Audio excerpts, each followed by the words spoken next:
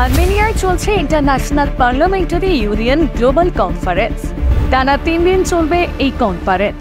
এই কনফারেন্সে ভারত, ইংল্যান্ড, চীন, মেক্সিকো সহ 7টি দেশের 150 জনের মতন অধিক তরুণ সাংসদ অংশগ্রহণ করেছেন। আর সেই অনুষ্ঠানে দেখা মিলল আমাদের সৌমিত্র খান, বিষ্ণুপুরের বিজেপি সাংসদ তিনি। আর ভারতের পক্ষ থেকে কনফারেন্সে যোগদান করতে এসেছেন এই বিষ্ণুপুরের বিজেপি সাংসদ সৌমিত্র খান। তবে তিনি একা নন, ভারতের পক্ষ থেকে গেছেন উত্তরপ্রদেশের রাজ্যসভার সাংসদ অমর পাল মৌর্য। স্যুট বুট পরে একেবারে সাহেবী সাজে এদিন দেখা যায় সৌমিত্র বাবুকে। আর মঞ্চে উঠে তার বক্তব্য শুনে তো এই রীতিমতন সকলে অবাক। এদিন ছিল কনফারেন্সের প্রথম দিন।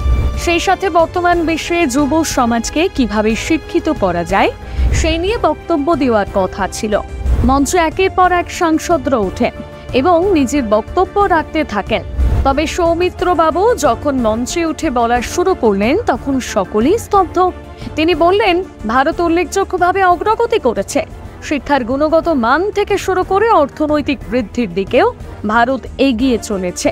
আজ একাধিক চ্যালেঞ্জ থাকা সত্ত্বেও ভারত প্রাথমিক শিক্ষা ক্ষেত্রে 96.5% উন্নতি করেছে। অর্থাৎ তিনি তার বক্তব্যের মধ্যে বোঝাতে চেয়েছেন যুব সমাজের মধ্যে বেকারত্বের হার অনেকটাই কমেছে, সেই সাথে নিরক্ষরতার হারও ধীরে ধীরে কমছে। আগামী দিনে ভারতের একটি বৃহৎ অংশ উচ্চ শিক্ষিত হয়ে উঠবে। শুধু তাই নয়, তিনি এদিন বলেন, আজ এই উচ্চ শিক্ষার জন্য অনুঘটকের মতন কাজ করছে নতুন শিক্ষানীতি 2020 এবং স্কিম ইন্ডিয়ার মতো উদ্যোগগুলি। ভারতকে নতুন নতুন কর্মসংস্থানের সুযোগ খুলে দিয়েছে এই উদ্যোগগুলি, যার ফলে আজ আমাদের ভারত অনেক এগিয়ে গিয়েছে। এমনকি এদিন বিষ্ণুপুরের সাংসদ বাজেটের কথা উল্লেখ করে বলেন, কেন্দ্রীয় বাজেট 2024 সালে শিক্ষা কর্মসংস্থানের দক্ষতার জন্য সরকার $17.84 বিলিয়ন অর্থ বরাদ্দ করেছে। আর এই অর্থ আমাদের ভারতের 4 কোটির বেশি যুবকের ভেতর শিক্ষার বীজ বপন করেছে।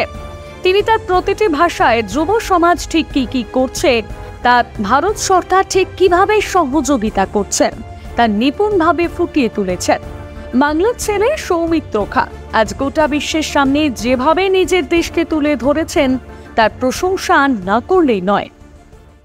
প্রতিবেদনটি লিখেছে সুনন্দা মান্না, কণ্ঠেরিয়া সরকার, গ্রাফিক্স করেছে শুভঙ্কর সরকার। বাংলা হান্টের আরো নিত্য নতুন প্রতিবেদন দেখতে নজর রাখুন আমাদের পেজে।